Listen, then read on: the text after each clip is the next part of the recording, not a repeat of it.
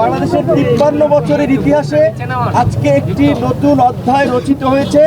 বাংলাদেশের স্বার্থে জাতীয় ঐক্য এবং সংহতির লক্ষ্যে একটি সর্বদলীয় সভা এই অন্তর্বর্তী সরকার বাংলাদেশে করেছে। এর আগে কোনো সরকার এটি করতে পারেনি। সেজন্য আমরা প্রথমত তাদেরকে ধন্যবাদ জানিয়েছি। দ্বিতীয়ত, বাংলাদেশের বিরুদ্ধে আমাদের প্রতিবেশী রাষ্ট্র ভারতের মিডিয়ায় একটি অপপ্রচার এবং প্রোপাগান্ডা আমরা দেখতে পাচ্ছি।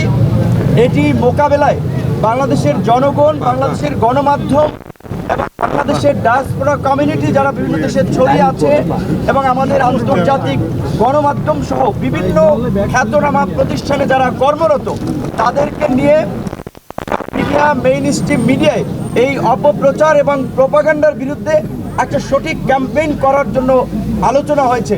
বাংলাদেশের আপনার উপ হাই কমিশনে আগরতলায় এবং কলকাতায় হামলা সহ পতাকায় আগুন দেওয়া এবং ভারতের বিভিন্ন রাজনৈতিক দলের নেতাদের বাংলাদেশের উস্কানিমূলক বক্তব্য, আমরা এটা ভারতের সরকারি অবস্থান কিনা সেটি জানার জন্য আলোচনা হয়েছে এবং সরকার এটি নিয়ে ভারতের সরকারের কাছে ব্যাখ্যা চাবে, সেটিও আলোচনা হয়েছে। যদি আমাদের সাথে একটা বন্ধুত্বপূর্ণ সম্পর্ক এগিয়ে নিতে চায় সরকারের পক্ষ থেকে এবং বাংলাদেশের রাজনৈতিক দলগুলোর পক্ষ থেকে, সেই অ্যাপ্রোচ হবে। যদি ভারত সে ধরনের অ্যাপ্রোচ না দেখায়, তাহলে আবার বাংলাদেশের এই মুহূর্তে যারা মিত্র, তাদেরকে সাথে নিয়েই বাংলাদেশ তার কর্মকৌশল ঠিক করবে।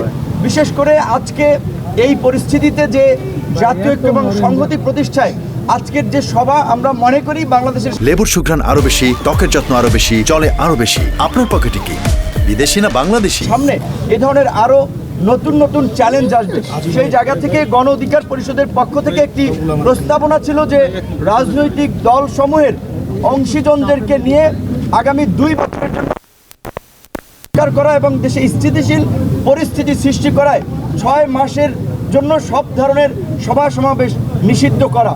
এবং একই সাথে আজকে যেহেতু বাংলাদেশের বিভিন্ন রাজনৈতিক দলসমূহ একত্রিত হয়েছে এবং দেশের স্বার্থে এক এবং অভিন্নভাবে তারা কাজ করবে, তারই প্রতিফলন হিসেবে অল্প সময়ের মধ্যে জাতীয়ভাবে একটি সমন্বিত কর্মসূচি, সেটা হতে পারে জাতীয় পতাকা এবং সাথে শান্তির পতাকা, সাদা পতাকা নিয়ে কিংবা যে কোনো ধরনের কর্মসূচি, সেই সিদ্ধান্তটা সরকারের পক্ষ থেকে জানাবে, যেটি সরকার এবং রাজনৈতিক দল, জনগণ সকলে পালন করার মধ্যে দিয়ে বাংলাদেশের বর্তমান যে জাতীয় ঐক্য এবং সংহতি প্রতিষ্ঠিত হয়েছে, আমাদের বিরুদ্ধে যারা এই অপপ্রচার প্রোপাগান্ডা চালাচ্ছে কিংবা বাংলাদেশকে ব্যর্থ অকার্যকর করার জন্য তৎপরতা চালিয়ে যাচ্ছে, তাদের বিরুদ্ধে যে বাংলাদেশ এবং বাংলাদেশের জনগণ এক, সেটি জানান দেওয়ার জন্যই একটা অভিন্ন সমন্বিত কর্মসূচি পালনের সিদ্ধান্ত।